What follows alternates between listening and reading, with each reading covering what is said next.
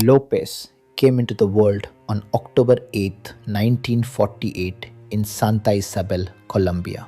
His father, Medardo Reyes, was affiliated with the nation's right-wing party and lost his life during La Violencia, the armed conflict of that time which would have lasting effects for years.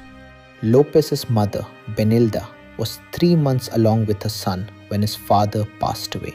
Pedro, said to be the seventh child out of 13 siblings, was courteous as a child and aspired to be a teacher based on his mother's account. At the age of Castaneda, witnessed Lopez abusing his little sister, which led to him being thrown out of the house. A few days later, a pedophile discovered him, enticing him with the offer of a warm meal and a place to sleep. Rather, the man brought him to a deserted house and continuously assaulted him. Following the incident, he became part of a group of street kids for safety. The gang frequently battled against others using knives and belts over food and sleeping spots. They would also use bazuco, a drug made from cocaine. Following 4 years of living on the streets, Lopez was welcomed by an American family and enrolled in a school for orphans. But he fled after experiencing molestation by a teacher. In his youth, Lopez started stealing vehicles and selling them to nearby chop shops for cash.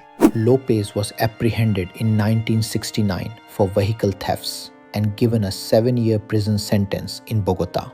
2 days after starting his sentence, he was violently gang raped by 3 fellow inmates, an incident that profoundly traumatized him.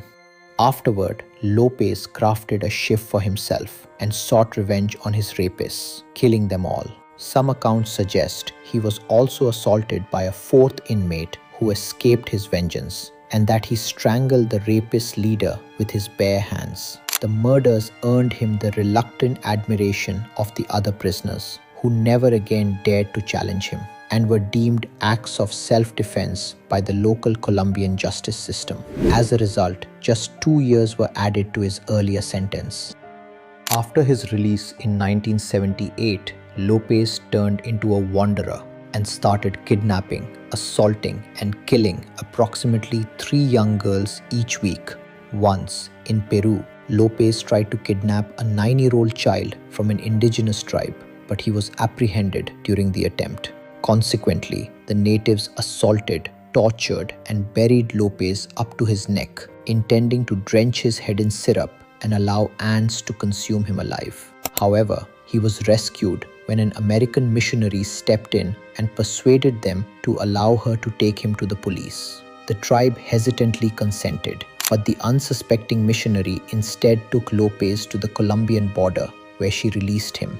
Subsequently, he started to journey across the nations of Colombia and Ecuador, kidnapping and killing additional girls during the process. Authorities initially thought that trafficking networks for slavery and prostitution were responsible for the disappearance of the children. After a flash flood close to Ambato, Ecuador in 1979, the remains of 4 missing children were discovered and retrieved. Days later, Lopez tried to kidnap 12-year-old Maria Poveda from a marketplace in Ambato, but he was unsuccessful when her mother caught him red-handed with the assistance of other women. He was nearly lynched on the scene. Lopez was saved by police officers and apprehended while insisting he was a good person and had a pure heart. During his detention, Lopez underwent a typical interrogation until he informed the officers that he was not from Ecuador but a Colombian drifter. A lieutenant in the police subsequently assaulted him and claimed he was involved in a gang that was kidnapping girls from Ambato. The officer warned him of death if he didn't admit his guilt, but Lopez stayed quiet. At that moment, Captain Pastor Cordova, the officer's superior, entered the room and instructed all the policemen to exit, choosing to question the suspect himself in a friendlier manner. He provided Lopez with food and cigarettes, inquired about his health and emotions, and then sought details regarding the group of kidnappers. Lopez shrugged and stated that he was unaware of that. When the captain informed him of the intense pressure he was facing from the families of the missing girls to identify their abductor, Lopez replied that he could locate one victim in a cabin on the outskirts of the town. The police arrived at the cabin and discovered a lifeless, naked body on a worn mattress, identified as Ivanova Giacomi, a girl who was missing. When Cordova inquired about the number of girls Lopez had murdered, Lopez gazed skyward and replied, "More than 200 in Ecuador, several dozen in Peru, and many more in Colombia." The president was notified, and he instructed that Lopez be taken to the locations where he had abandoned the bodies until all the victims in Ecuador were found. Lopez directed authorities to over 30 shallow graves, but upon discovering that he would face murder charges, he ceased his cooperation and claimed his innocence. In Ambato, authorities retrieved 53 bodies, although numerous graves had been disturbed by flash floods or scavengers before investigators arrived.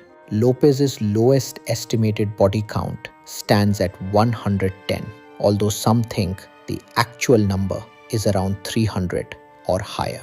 Numerous police officers and journalists have contested the latter estimate, claiming it remained very low as he ceased cooperating with the inquiry. Lopez was found guilty of 3 murders in 1980 and received a 16-year prison sentence, the highest punishment for murder according to Ecuadorian law.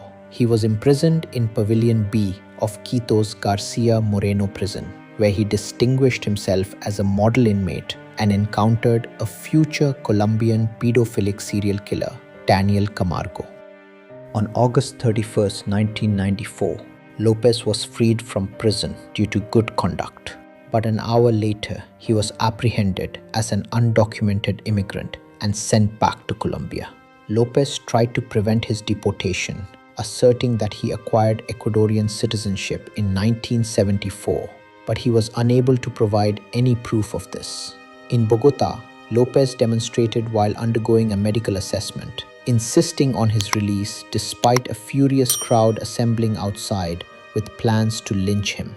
Nonetheless, Lopez had never been accused of murder in Colombia.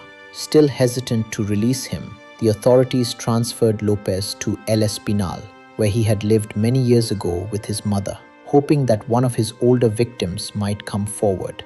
A woman from the area, Alba Sanchez, asserted that in 1979, she observed Lopez leaving her home with her daughter Floralba before Floralba's body was discovered raped and strangled on the outskirts of town. This method of operation was the same as Lopez's recognized killings in Ecuador. Lopez was convicted following a brief trial, yet his defense lawyer insisted that he undergo a psychiatric assessment beforehand. In 1995, he was declared insane, leading to his admission to a mental hospital instead of incarceration.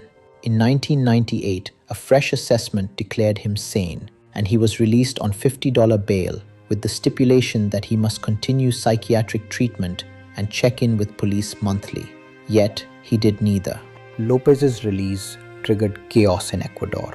There were rumors he had been spotted in the northern region of the country during this period, but this was never verified. Lopez was spotted again in El Espinal as he knocked on the door of his mother, Benilda. The destitute woman confessed that she believed he might kill her since he had accused her for every agony in his heart during a televised interview years prior, and she had subsequently begged for Lopez to remain imprisoned. Nonetheless, Lopez calmly instructed her to kneel as he intended to bestow his blessing upon her.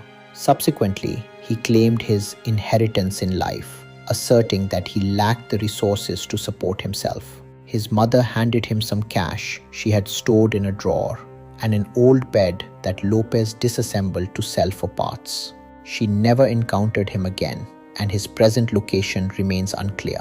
In 2002, Colombian law enforcement issued an Interpol arrest warrant for Lopez regarding a new murder in El Espinal that matched the pattern of his previous offenses. Various rumors suggest that he is residing in Tolima Department, Colombia, living as a homeless person in Bogota, or even that he was killed after some relatives of his victims placed a bounty on him.